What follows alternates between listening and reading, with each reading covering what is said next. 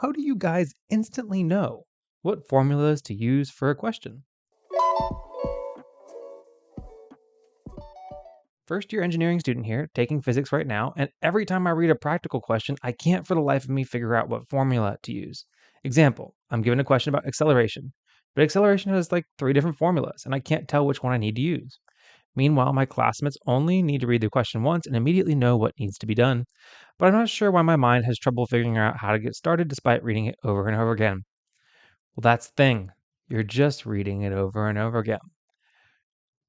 You don't know how to solve problems yet. So you haven't first of all, you probably haven't practiced enough to get that instinct of what to do, but you don't know how to solve problems. So the first thing that I do is even if all my variables are written out for me on the paper, I write out all my variables and all their units.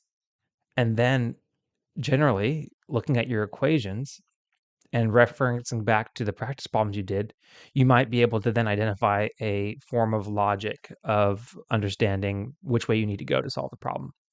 Again, I I am actually studying for the PE exam right now, and that is the number one thing that I'm doing is familiarizing myself with my equations and doing practice problems so that that way if I need to solve a question, I know exactly which way to go when solving that question. And it's not an exact science, but if you know if you have all your variables written out, A equals I don't know what A is, but I know what V equals. I know what X equals. I know what my position is, and I know my starting position, and maybe I know the first velocity and then the final velocity. Oh, acceleration is how I got from one velocity to another velocity. The point is whenever you write out all your variables, you'll be in a better situation with trying to solve your problems. But in addition to that, it seems like trying to understand things, your way of understanding things from this question is reading it over and over again. And you just need to do more practice problems and practice identifying which equations to use based on the variables you have. So write out all the variables and practice identifying the equations, and then eventually you'll know. And I'm sure that your classmates do not instantly know. They know or they're able to figure it out because they've practiced and they have identified how. So that's just a muscle. You're a first year engineering student, first semester, first year.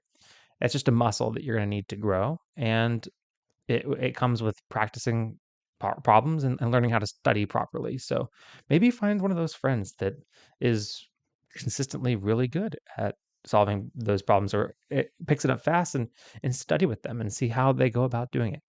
So yeah, and actually, and what I'd say is whenever you're doing it, looking over your example problems from your notes and stuff, they are picking an equation, right? So ask yourself, why did they pick that equation? Oh, because we had this, and this. And look at the other equations and see whether or not they would have been applicable or not. Okay, this wouldn't have been applicable because we didn't have this. So that's kind of how you study and how you learn, and that's just a muscle that you're going to grow and grow as you become an engineer. So I look forward to your journey, but you're going to figure it out, and I wish you the best of luck. Thank you so much for watching this segment of the Engineering Success Podcast. If you liked it, make sure to check out the other videos down below that are recommended to you. And if you really like the podcast, make sure to subscribe right down there in the middle. Really appreciate it. It's free to you and helps us a lot out. And last but not least, the best way to help the show grow is to comment down below. So leave your comment if you have any thoughts about this segment. Thanks. I ain't chasing payments, still playing in the basement while I'm working on arrangements. They heard the kid in 50 countries, thank God that's amazing. But I'd rather thank Spotify, they put me on the station.